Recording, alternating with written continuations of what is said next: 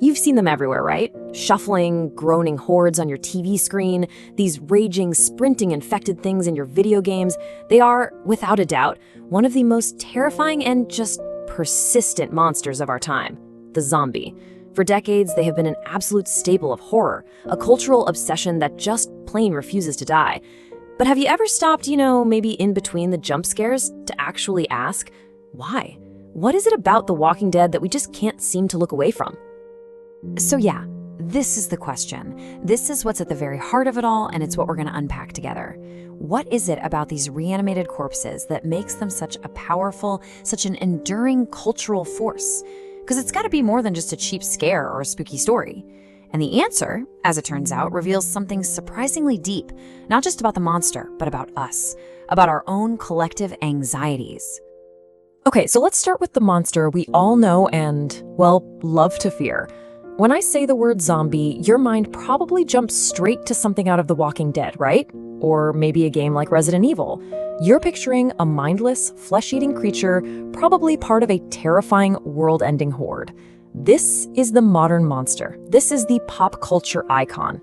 But what if I told you that this version, the one we're all so familiar with, is actually a pretty new invention? That's right. This modern monster didn't just crawl out of a screenwriter's imagination fully formed.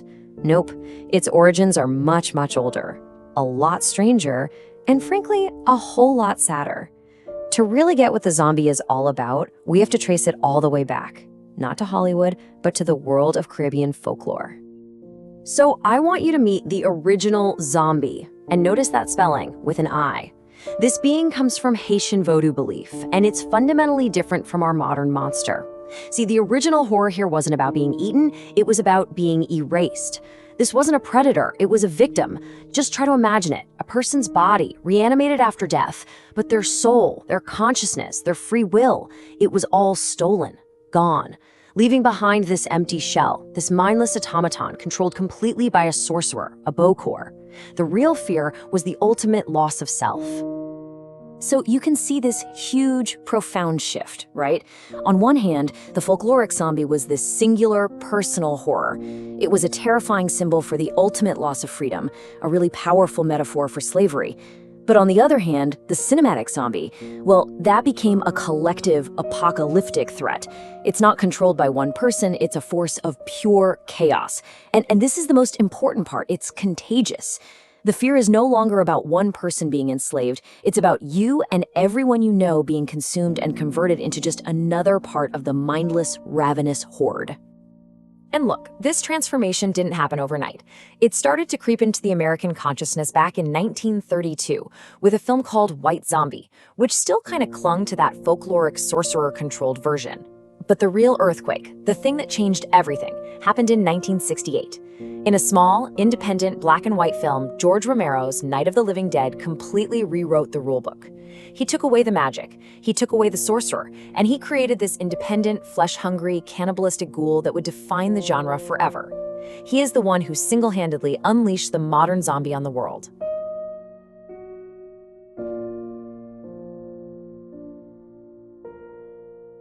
So the big question is, why? Why did this new monster, Romero's monster, just explode in popularity? Why did it take over the world? What deep psychological nerve did it touch that the original zombie hadn't? Well, to answer that, we have to look past all the gore and look right into our own deepest fears. It really all boils down to this one powerful idea. Psychologists, cultural critics, they pretty much all agree that the zombie's real power isn't about the monster itself, but what it represents. It's a walking, groaning metaphor for our absolute deepest fear. Not just dying, but suffering the complete and utter loss of our humanity. The loss of everything that makes you, you. Let's break that down for a second, because loss of humanity is a huge idea, right? But it connects to so many of our modern anxieties. Zombies tap directly into our fear of pandemics, this idea of a disease that spreads uncontrollably, turning our friends and our neighbors into threats. They embody our anxiety about societal collapse, that terrifying thought that the rules, the power grids, the governments we all rely on could just vanish. And then, on a really personal level, they represent the horror of losing your freedom, your identity, your very self, to become just another face in a mindless crowd, just walking and breathing, but with absolutely nothing inside. Okay, so we've explored the folklore and we've dived into the psychology. But this is where our story takes its strangest turn yet. Because this monster, in some truly surprising ways, isn't entirely fiction. It actually has these unsettling roots in real-world science. I mean, this is the question that everyone eventually asks, isn't it? Could a real zombie actually exist? It sounds like pure fantasy, right? Something you're supposed to just laugh off. But the answer is, well, it's far more complicated and, frankly, far more disturbing than you might think. It's incredible, but scientific research in Haiti has actually uncovered a potential basis for the original zombie legends. An ethnobotanist named Wade Davis discovered that a complex powder used in some rituals contained a powerful neurotoxin from the pufferfish called tetrodotoxin. Now, this toxin can induce a state of paralysis so profound it completely mimics death. The heart rate and breathing slow down to almost undetectable levels. A victim could be pronounced dead, buried, only to be dug up later by the Bokor. They would reanimate, but the severe brain damage from oxygen deprivation would leave them in this docile, suggestive, mindless state, which sounds eerily similar to the legends of the zombie. And the science doesn't stop with old toxins from the past. Let's look at something that's inspiring modern horror right now. If you've played the video game or seen the show The Last of Us, then you definitely know about cordyceps. Well, guess what? That terrifying fungus? It's not fiction. It is a real-life parasite that creates what can only be described as zombie insects. The process is just pure body horror. Fungal spores infect an insect, let's say an ant. The fungus then grows all throughout the host's body, weaving itself into the muscle and literally hijacking the nervous system. It controls the ant's movements, steering it around like a puppet. It forces the ant to abandon its colony, climb up to a high, humid spot that's just perfect for the fungus, and then clamp its jaws onto a leaf in a death grip. Finally, the fungus kills its host, and a stalk erupts from the ant's head to release new spores onto the unsuspecting colony below. It is a chilling, real-world example of one organism completely losing its will to another. So, wow.